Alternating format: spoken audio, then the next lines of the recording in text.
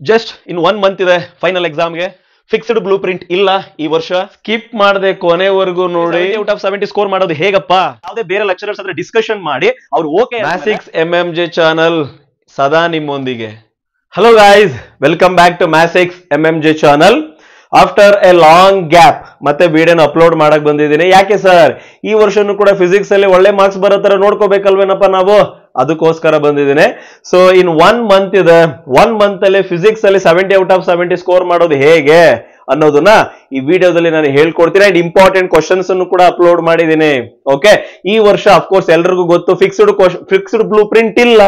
Is it right? So 3 blue prints ಅನ್ನ ಬಿಟ್ಟಿದ್ದಾರೆ. ಯಾವ ಚಾಪ್ಟರ್ ಇಂದ ಯಾವ ರೀತಿ ಬೇಕಾದ್ರೂ ಕ್ವಶನ್ಸ್ ಅನ್ನ ಕೇಳಬಹುದು ಅಂತ ಹೇಳಿದ್ದಾರೆ. ಬಟ್ ಆದ್ರೂ ಕೂಡ ಇಂಪಾರ್ಟೆಂಟ್ ಕ್ವಶನ್ಸ್ ಅನ್ನ ಪಿಕ್ ಮಾಡೋದು ಹೇಗೆ, ಯಾವ ಚಾಪ್ಟರ್ ನ ಸೆಲೆಕ್ಟ್ ಮಾಡ್ಕೋಬೇಕು, 5 ಮಾರ್ಕ್ಸ್ 3 ಮಾರ್ಕ್ಸ್ 2 ಮಾರ್ಕ್ಸ್ ನ ಅಟೆಂಡ್ ಮಾಡಬೇಕು ಅಂದ್ರೆ ಅದು ಕಂಪ್ಲೀಟ್ ಡೀಟೇಲ್ಸ್ ಈ ವಿಡಿಯೋದಲ್ಲಿ ಹೇಳಿದೀನಿ ನಾನು. ಓಕೆ, ಸೊ ಕೊನೆವರೆಗೂ ಸ್ಕಿಪ್ ಮಾಡದೆ ನೋಡಿ. ನೀವೇನಾದ್ರೂ ಸ್ಕಿಪ್ ಮಾಡಿದ್ರೆ ಇನ್ ಬಿಟ್ವೀನ್ ಮಿಡ್ಲ್ ಅಲ್ಲಿ ಹೇಳಿರುವಂತಹ ಇಂಪಾರ್ಟೆಂಟ್ ಕಂಟೆಂಟ್ ಗಳು ಮಿಸ್ ಆಗುತ್ತೆ ನಿಮಗೆ. ಆಯ್ತಾ? ಮತ್ತೆ ಇನ್ಯಾಕೆ ಟೈಮ್ ವೇಸ್ಟ್ ಮಾಡೋದು ಅನ್ವಾಂಟೆಡ್ ಮಾತಾಡ್ಕೊಂಡು, let's we are going to know how to score 70 out of 70 in physics with in 1 month ಅನ್ನೋದನ್ನು ನೋಡೋಣ ನಿಮ್ಮ ಮ್ಯಾಥ್ಸಿಕ್ಸ್ MMJ ಚಾನೆಲ್ ಅಲ್ಲಿ.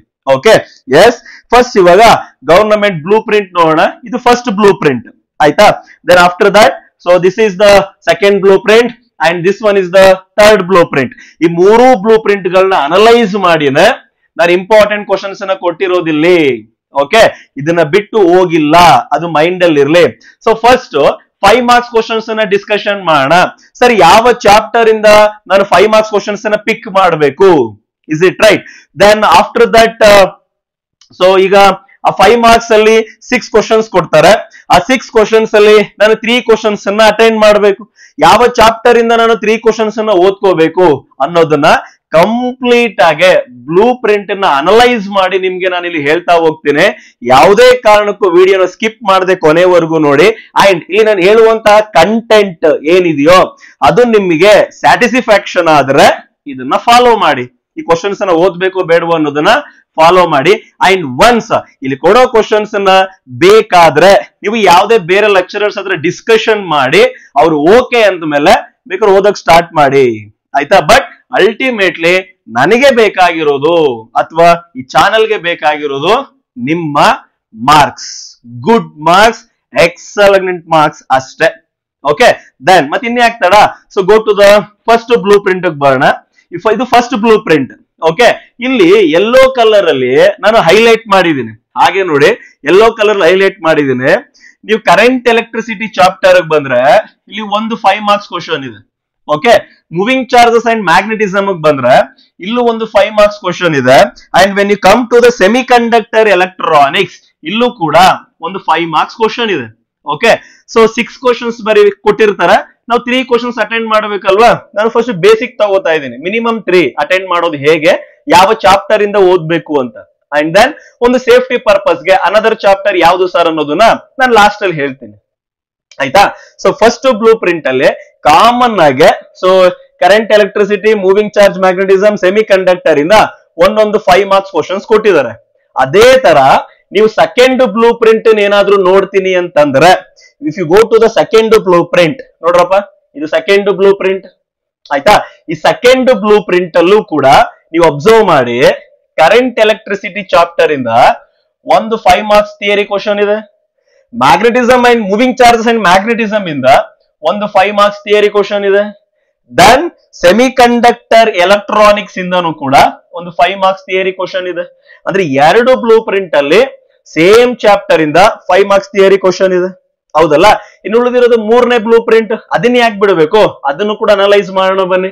So if you go to the last blueprint, third blueprint ಹೋದ್ರೆ ನೋಡಿ, ಇವಾಗ ಇದು 3ನೇ ಬ್ಲೂ ಪ್ರಿಂಟ್. ಓಕೆ, ಈ 3ನೇ ಬ್ಲೂ ಪ್ರಿಂಟ್ ಅಲ್ಲೂ ಕೂಡ ನೀವು ಅಬ್ಸರ್ವ್ ಮಾಡಿ, ಕರೆಂಟ್ ಎಲೆಕ್ಟ್ರಿಸಿಟಿ ಚಾಪ್ಟರ್ ಇಂದ 5 ಮಾರ್ಕ್ಸ್ ಕ್ವಶನ್ ಇದೆ theory. Moving charges and magnetism ಇಂದ ಅಗೈನ್ 5 ಮಾರ್ಕ್ಸ್ ಥಿಯರಿ ಕ್ವಶನ್ ಇದೆ.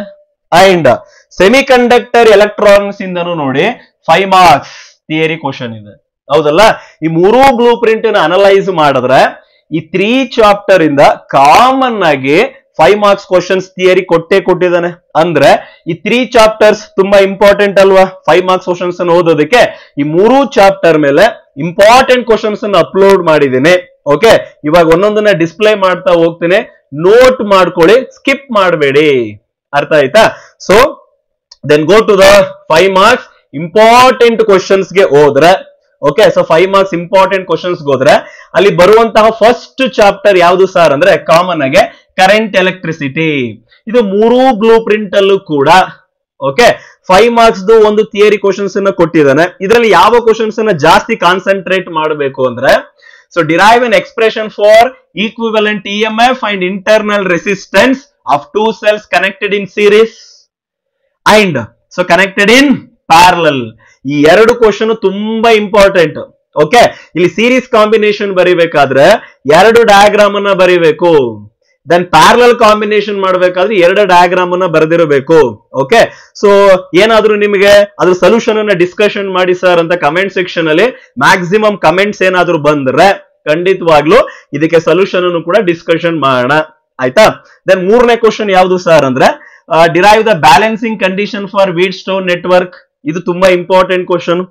4th question derive the expression for conductivity of the conductor ಅಂತ ಬೇಕಾದ್ರೂ ಕೇಳ್ಬೋದು, ಅಥವಾ derive sigma is equal to n e square tau by m. So ಇದನ್ನ ಬೇಕಾದ್ರೂ ಕೇಳಬಹುದು. ಆಯ್ತಾ? ಸೊ ಯಾವುದೇ ಕಾರಣಕ್ಕೂ ಈ 5 ಕ್ವಶನ್ಸ್ ಅನ್ನ ನೀವು ಸ್ಕಿಪ್ ಮಾಡ್ಲೇಬೇಡಿ, ಓದ್ಕೊಳ್ಳೇಬೇಕು. Okay, then go to the next chapter. Next chapter ಯಾವುದು ಸರ್ ಅಂತಂದ್ರೆ ಮೂವಿಂಗ್ ಚಾರ್ಜಸ್ ಅಂಡ್ ಮ್ಯಾಗ್ನೆಟಿಸಮ್. ಇದೆ ಚಾಪ್ಟರ್, ನೆಕ್ಸ್ಟ್ ಚಾಪ್ಟರ್, ಹೌದಲ್ಲ? ಸೊ ಇದು ಕಾಮನ್ ಆಗಿ ಎಲ್ಲಾ ಬ್ಲೂ ಪ್ರಿಂಟ್ ಅಲ್ಲೂ ಈ ಚಾಪ್ಟರ್ ಮೇಲೆ ಒಂದು 5 ಮಾರ್ಕ್ಸ್ ಕ್ವಶನ್ ಇದೆ. ಯಾಕೆ ಸರ್ ಅಂದ್ರೆ ಈ ಚಾಪ್ಟರ್ ಗಳ ವೆಯ್ಟೇಜ್ ಜಾಸ್ತಿ ಇದೆ. Is it right? ಅದರಲ್ಲಿ ಫಸ್ಟ್ ಇಂಪಾರ್ಟೆಂಟ್ ಕ್ವಶನ್ ಯಾವುದು ಅಂದ್ರೆ ತುಂಬಾ ಸರಿ ಕೇಳಿರೋ ಕ್ವಶನ್ ಇದೆ, first one and second one. ಈ 2 ಕ್ವಶನ್ಸ್ ಅನ್ನ ಮ್ಯಾಕ್ಸಿಮಮ್ ಟೈಮ್ ಕೇಳಿದಾನೆ. 1 ವರ್ಷ ಇದನ್ನ ಕೇಳಿದ್ರೆ 1 ವರ್ಷ ಇದನ್ನ ಕೇಳಿದಾನೆ, 1 ವರ್ಷ ಇದನ್ನ ಕೇಳಿದ್ರೆ 1 ವರ್ಷ ಇದನ್ನ ಕೇಳಿದಾನೆ. ಓಕೆ, ಈ 2 ಕ್ವಶನ್ಸ್ ಅನ್ನ ತುಂಬಾ ಇಂಪಾರ್ಟೆಂಟ್ ಆಗಿ ನೋಡ್ಕೋಬೇಕು. ಇದಕ್ಕೆ ಸೊಲ್ಯೂಷನ್ ಬೇಕು ಅಂದ್ರೆ ಕಮೆಂಟ್ ಸೆಕ್ಷನ್ ಅಲ್ಲಿ ಕಮೆಂಟ್ ಮಾಡ್ತೀರಿ, ನಾನು ಅದಕ್ಕೆ ಸೊಲ್ಯೂಷನ್ ಅನ್ನ ಕೊಡ್ತೀನಿ. ಓಕೆ, ದೆನ್ ಆಫ್ಟರ್ ದಟ್ ಇನ್ನೂ ಒಂದು ಕ್ವಶನ್ ಯಾವುದು ಸರ್ ಅಂತಂದ್ರೆ ಟಾರ್ಕ್. ಸೊ ಟಾರ್ಕ್ ಮೇಲೆ ರೇರ್ಲಿ ಅವ್ನು ಕ್ವಶನ್ ಕೇಳಿರೋದು ಉಂಟು 5 ಮಾರ್ಕ್ಸ್ ಗೆ. ದೆನ್ ಅದು ಬಿಟ್ರೆ state and explain Ampere circuit ಅಲ್ಲ, derive an expression for magnetic field for a uniform straight carrying conductor. So ಈ 3rd ಮತ್ತೆ 4th ಒನ್ ಅನ್ನ ಅವನು 3 ಮಾರ್ಕ್ಸ್ ಗಾದ್ರೂ ಕೇಳಬಹುದು ಆರ್ 5 ಮಾರ್ಕ್ಸ್ ಗಾದ್ರೂ ಕೇಳಬಹುದು. ಓಕೆ, ಬಟ್ ಈ 4 ಕ್ವಶನ್ ಅನ್ನ ಯಾವುದೇ ಕಾರಣಕ್ಕೂ ಸ್ಕಿಪ್ ಮಾಡಬೇಡಿ. ಓಕೆ, ನಾನು ಪದೇ ಪದೇ ಹೇಳ್ತಿದ್ದೀನಿ, if you want solution so comment section ಅಲ್ಲಿ ಮ್ಯಾಕ್ಸಿಮಮ್ ಕಮೆಂಟ್ ಏನಾದ್ರೂ ಬಂದ್ರೆ ನಾನು ವಿಡಿಯೋ ಅಪ್ಲೋಡ್ ಮಾಡ್ತೀನಿ. ಆಯ್ತಾ? ಇದು ಸೆಕೆಂಡ್ ಕ್ವಶನ್. ಓಕೆ, ಯಾವ್ದಕ್ಕೆ 6 ಕ್ವಶನ್ಸ್ ಅಲ್ಲಿ 3 ಬರಿಬೇಕಲ್ವಾ, 2ನೇ ಕ್ವಶನ್ ಅಟೆಂಡ್ ಮಾಡೋದಕ್ಕೆ ಈ ಚಾಪ್ಟರ್ ನ ಸೆಲೆಕ್ಟ್ ಮಾಡ್ಕೊಳ್ಳಿ. ಅಂಡ್ ಸೊ ನೆಕ್ಸ್ಟ್ ಹೋದ್ರೆ ನೀವು ನೆಕ್ಸ್ಟ್ ಯಾವ್ದಪ್ಪ ಇರೋದು ಕಾಮನ್ ಆಗಿ semi conductor.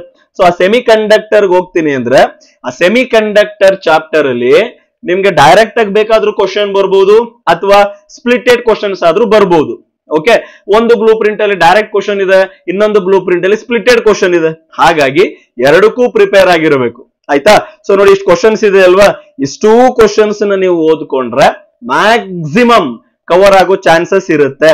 Okay, so first what is rectification ಅಂತನಾದ್ರೂ ಕೇಳ್ಬಹುದು, ಆರ್ ವಾಟ್ ಈಸ್ ರೆಕ್ಟಿಫೈಯರ್ ಅಂತ ಬೇಕಾದ್ರೂ ಕೇಳ್ಬಹುದು.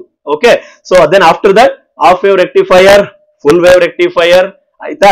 Next forward bias, reverse bias 2 ಒಟ್ಟಿಗೆ ಕೇಳೋದಿಲ್ಲ.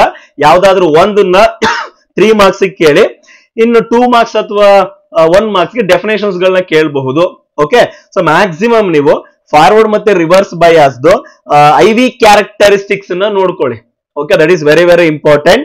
ಅದು ಬಿಟ್ರೆ difference between P type and N type semiconductor, intrinsic and extrinsic semiconductor. ಅದಾದ್ಮೇಲೆ classification of solid on the basis of energy band. ಇದು ತುಂಬಾ important. Maybe 2 marks ಗಾದ್ರೂ ಕೇಳ್ಬಹುದು or 5 marks ಗಾದ್ರೂ ಕೇಳ್ಬಹುದು. ಅದಾದ್ಮೇಲೆ ತುಂಬಾ ವರ್ಷ ಕೇಳಿಲ್ಲ ಇದನ್ನ, ಈ ವರ್ಷ ಕೇಳೋ ಚಾನ್ಸಸ್ ಇದೆ. ಬಿಕಾಸ್ ಕ್ವಶನ್ಸ್ ಯಾವ ರೀತಿ ಬೇಕಾದ್ರೂ ಕೇಳೋದ್ರಿಂದ ಈ ವರ್ಷ ನೀವೇನ್ ಮಾಡಿ ಅಂತಂದ್ರೆ ಎನ್ ಟೈಪ್ ಮತ್ತೆ ಪಿ ಟೈಪ್ದು ಸ್ಟ್ರಕ್ಚರ್ ಬರುತ್ತಲ್ವೇನಪ್ಪ, ಆ ಡಯಾಗ್ರಾಮ್ ಅನ್ನ ಸ್ವಲ್ಪ ಪ್ರಾಕ್ಟೀಸ್ ಮಾಡಿರಿ. ಯಾವ್ದು ಸರ್ ಅಂತಂದ್ರೆ ಈ ರೀತಿ ಸ್ಟ್ರಕ್ಚರ್ ಬರುತ್ತಲ್ವಾ, ಎನ್ ಟೈಪ್ ಅಂಡ್ ಪಿ ಟೈಪ್ದು ಸಿಲಿಕಾನ್ ಅಂಡ್ ಜರ್ಮೇನಿಯಂ ಸ್ಟ್ರಕ್ಚರ್ ಬರೀತಿರ್ ಗೊತ್ತಲ್ಲ. ಟ್ರೈವ್ಯಾಲೆಂಟ್ ಇಂಪ್ಯೂರಿಟೀಸ್ ಆಡ್ ಮಾಡೋದು, ಪೆಂಟಾವ್ಯಾಲೆಂಟ್ ಇಂಪ್ಯೂರಿಟೀಸ್ ಆಡ್ ಮಾಡಿದಾಗ ಕೋಲೆಂಟ್ ಬಾಂಡ್ ಫಾರ್ಮೇಶನ್ ಏನಾಗುತ್ತೆ ಅಂತ. ಸೊ ಅದನ್ನು ಕೂಡ ನೋಡ್ಕೊಂಡಿರಿ, ಬಿಡಬೇಡಿ. ಓಕೆ, ಸೊ ಮ್ಯಾಕ್ಸಿಮಮ್ ಇಷ್ಟು ಕ್ವಶನ್ಸ್ ನೋಡ್ಕೊಂಡ್ರೆ ನೀವು ಸೆಮಿ ಕಂಡಕ್ಟರ್ ಚಾಪ್ಟರ್ ನ ಅಟೆಂಡ್ ಮಾಡಬಹುದು. ಸೊ ಈ 3 ಚಾಪ್ಟರ್ ನ ಸೆಲೆಕ್ಟ್ ಮಾಡ್ಕೊಂಡ್ರೆ 100% ನಿಮಗೆ 3 ಕ್ವಶನ್ ಅನ್ನ ಈಸಿಯಾಗಿ ಬರೆಯುವಂತಹ ಚಾನ್ಸಸ್ ಇರುತ್ತೆ. ಯಾವುದೇ ಕಾರಣಕ್ಕೂ ಮಿಸ್ ಮಾಡ್ಕೋಬೇಡಿ. ಅಂಡ್ ಅನ್ವಾಂಟೆಡ್ ಮಾತಾಡ್ದ ಟೈಮ್ ವೇಸ್ಟ್ ಮಾಡೋದು ಬೇಡ. Let's we are going to know 3 marks questions. ಅದಕ್ಕೆ ಯಾವ ಚಾಪ್ಟರ್ ಓದಬೇಕು, ಯಾವ ಚಾಪ್ಟರ್ ಇಂಪಾರ್ಟೆಂಟ್ ಅಂತ ನೋಡೋಣ, ಆಯ್ತಾ? So next 3 marks important chapters ಯಾವ್ದ್ಯಾವ್ದಿದೆ ಸರ್ ಅಂದ್ರೆ ಅದನ್ನು ಕೂಡ ಬ್ಲೂ ಪ್ರಿಂಟ್ ನ ಯೂಸ್ ಮಾಡ್ಕೊಂಡೇ ಕೊಟ್ಟಿರೋದು. ಓಕೆ, ಸೊ ಇನ್ಯಾಕ್ ತಡ, let's we are going to know blueprint. ಈಗ ಫಸ್ಟ್ ಬ್ಲೂ ಪ್ರಿಂಟ್ ಹೋದ್ರೆ ನೋಡಿ, ಇಲ್ಲಿ ಇದು ಫಸ್ಟ್ ಬ್ಲೂ ಪ್ರಿಂಟ್. ಈ ಬ್ಲೂ ಪ್ರಿಂಟ್ ನ ನೀವು ಅನಲೈಸ್ ಮಾಡಿದ್ರೆ electric charges and fields, potential, moving charge magnetism, magnetism and matter, electromagnetic induction, ಈ ಚಾಪ್ಟರ್ಸ್ ಇಂದ 3 ಮಾರ್ಕ್ಸ್ ಕ್ವಶನ್ಸ್ ಅನ್ನ ಕೇಳಿದಾನೆ, ಹೌದಲ್ವಾ? ಸೊ ಇದು ಫಸ್ಟ್ ಬ್ಲೂ ಪ್ರಿಂಟ್, ನಿಮ್ಗೆ ಈಸಿಯಾಗಿ ಐಡೆಂಟಿಫೈ ಆಗ್ಲಿ ಅಂತ ಗ್ರೀನ್ ಕಲರ್ ಅಲ್ಲಿ ಹೈಲೈಟ್ ಮಾಡಿದ್ದೀನಿ. ದೆನ್ ಈಗ ನೀವು ಸೆಕೆಂಡ್ ಬ್ಲೂ ಪ್ರಿಂಟ್ ಹೋದ್ರೆ, ಓಕೆ, ಸೆಕೆಂಡ್ ಬ್ಲೂ ಪ್ರಿಂಟ್ ಅಲ್ಲಿ ನೋಡಿ, ಇದು ಸೆಕೆಂಡ್ ಬ್ಲೂ ಪ್ರಿಂಟ್. ಈ ಸೆಕೆಂಡ್ ಬ್ಲೂ ಪ್ರಿಂಟ್ ಅಲ್ಲೂ ನೀವು ಚಾಪ್ಟರ್ಸ್ ನೇಮ್ ಅನ್ನು ಅಬ್ಸರ್ವ್ ಮಾಡಿ, fields, potential, charges, magnetism and matter and magnetic induction, ಇದೇ ಚಾಪ್ಟರ್ಸ್ ಇರೋದು. ಓಕೆ, ಬಟ್ ಇಲ್ಲಿ ಮ್ಯಾಗ್ನೆಟಿಕ್ ಇಂಡಕ್ಷನ್ ಮೇಲೆ ಒಂದು 3 ಮಾರ್ಕ್ಸ್ ನ್ಯೂಮರಿಕಲ್ ಕೇಳಿದಾನೆ. ಆ ನ್ಯೂಮರಿಕಲ್ ನಾನು ನ್ಯೂಮರಿಕಲ್ ಪಾರ್ಟ್ ಎಲ್ಲ ಡಿಸ್ಕಷನ್ ಮಾಡ್ತೇನೆ.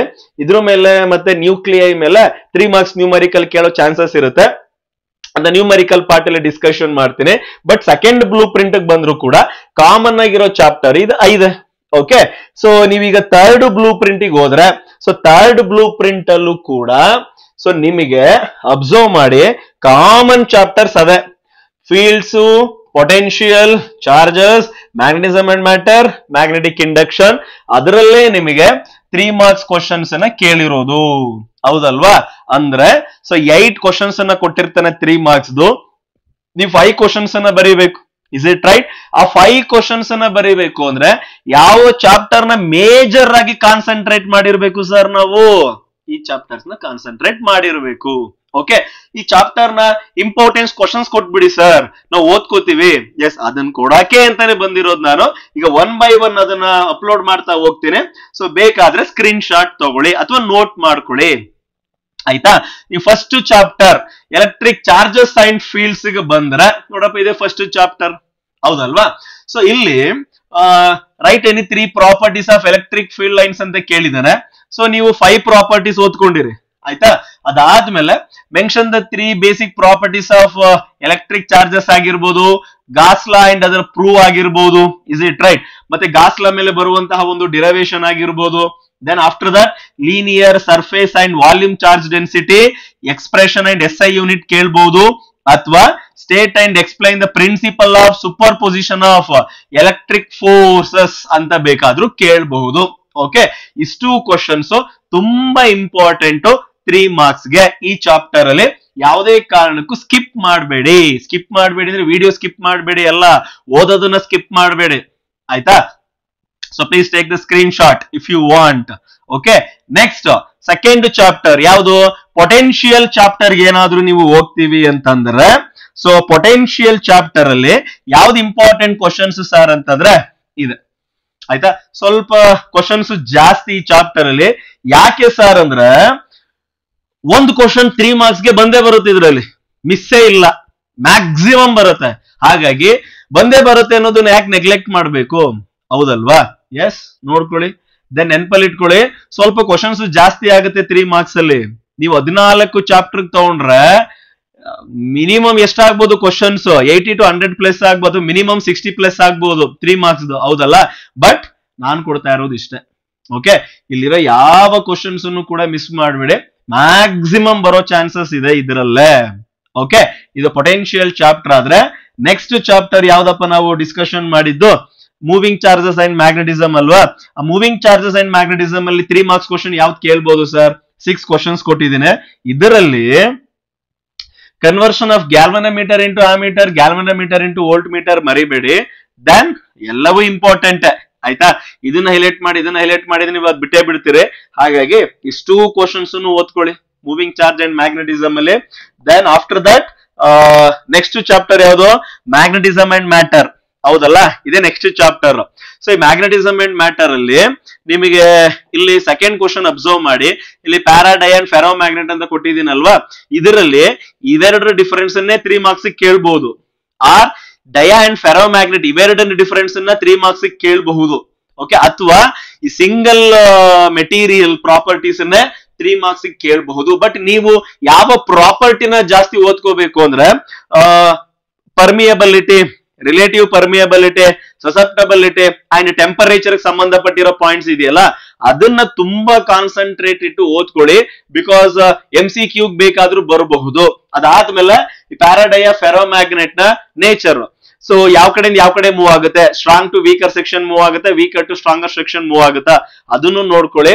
MCQs ಅಲ್ಲಿ ಕೇಳೋ ಚಾನ್ಸಸ್ ಇದೆ ಆಯ್ತಾ. ನೆಕ್ಸ್ಟ್ ಚಾಪ್ಟರ್ ಯಾವ್ದಪ್ಪ? ಎಲೆಕ್ಟ್ರೋಮ್ಯಾಗ್ನೆಟಿಕ್ ಇಂಡಕ್ಷನ್ ಅಲ್ವಾ.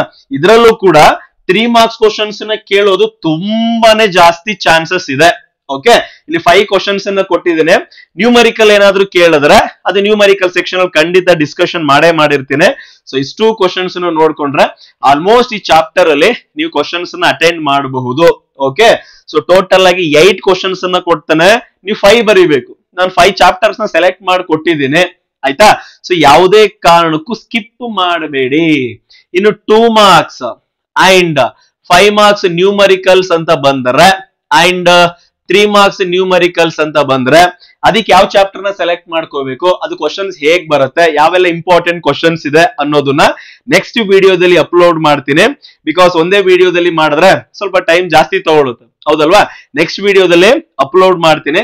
ಇದಕ್ಕೆಲ್ಲ ಸೊಲ್ಯೂಷನ್ ಬೇಕು ಅಂತಂದ್ರೆ ಮ್ಯಾಕ್ಸಿಮಮ್ ಕಮೆಂಟ್ ಸೆಕ್ಷನ್ ಅಲ್ಲಿ ಸೊಲ್ಯೂಷನ್ ಬೇಕು ಅಂತಂದ್ರೆ ಮಾತ್ರ ಮಾಡ್ತೇನೆ, ಇಲ್ಲ ಮಾಡಕ್ ಹೋಗೋದಿಲ್ಲ. ಓಕೆ, ಸೊ ಯಾವುದೇ ಕಾರಣಕ್ಕೂ ಸ್ಕಿಪ್ ಮಾಡಬೇಡಿ. ಸೊ ಓದ್ಕೋತಾ ಇರಿ. ನೆಕ್ಸ್ಟ್ ವಿಡಿಯೋ ಅಪ್ಲೋಡ್ ಮಾಡುವಷ್ಟರಲ್ಲಿ ಇದೆಲ್ಲವನ್ನು ಮುಗಿಸಿರ್ಬೇಕು ಅಂಡ್ ಒಳ್ಳೆ ಸ್ಕೋರ್ ಮಾಡ್ಲೇಬೇಕು. ಮ್ಯಾಥ್ಸಿಕ್ಸ್ MMJ channel always with you. Thank you.